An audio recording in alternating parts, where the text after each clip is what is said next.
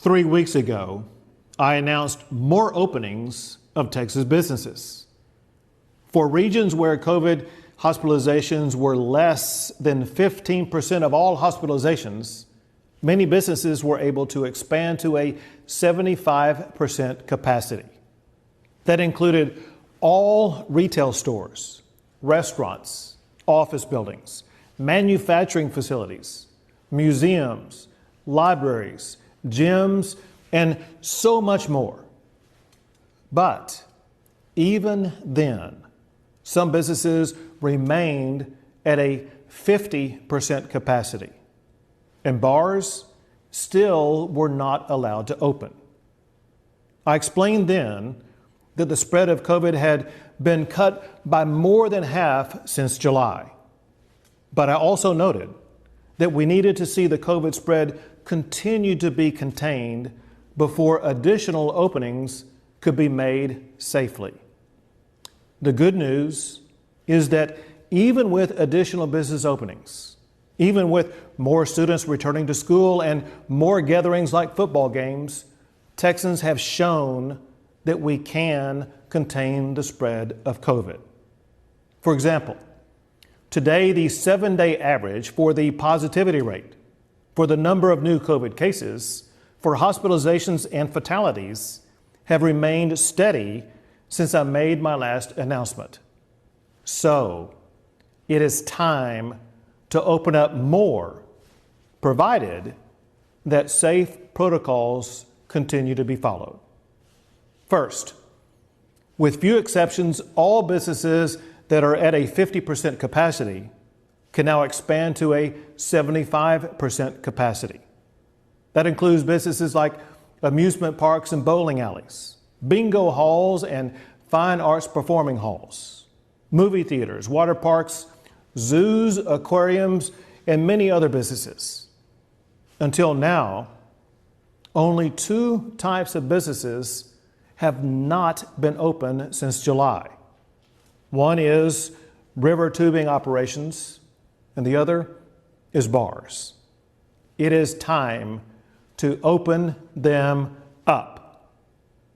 Initially, they can open at a 50% capacity, provided that they follow the safety protocols. If we continue to contain COVID, then these openings, just like other businesses, should be able to expand in the near future. The primary safety protocol for tubing operations involves the way that they transport customers. Bars must follow distance and seating protocols, just like restaurants have used, as well as other protocols that are intended to contain the spread of COVID. The effective date for all of these expansions is a week from today, which is October the 14th. And, like before, to ensure that hospital capacity for COVID patients is maintained, these expansions apply only in the hospital regions where COVID hospitalizations are less than 15% of hospital capacity. To ensure that these businesses open safely and to help enforce the health protocols, these openings will be done in conjunction with county officials. County judges will be able to opt their county into these new openings beginning October the 14th, provided that they assist in enforcing the safe protocols. Now, there are 3 reasons why these business expansions, especially the opening of bars, should be more successful than they were last time. First, everyone is much more informed about how fast COVID can spread, how it can overwhelm hospitals if not contained, and what must be done to contain the spread. Second, protocols in place this time are better than used previously, and that is due in part to the helpful input received from bar owners and associations. Third, we are far better prepared to test and to treat Texans for COVID than any time before now. We are now averaging more than 65,000 COVID tests per day. And beginning next week, we will add an additional 100,000 rapid result tests each day. These tests will help us to be able to quickly learn about any COVID outbreaks in schools or nursing homes or in any vulnerable setting.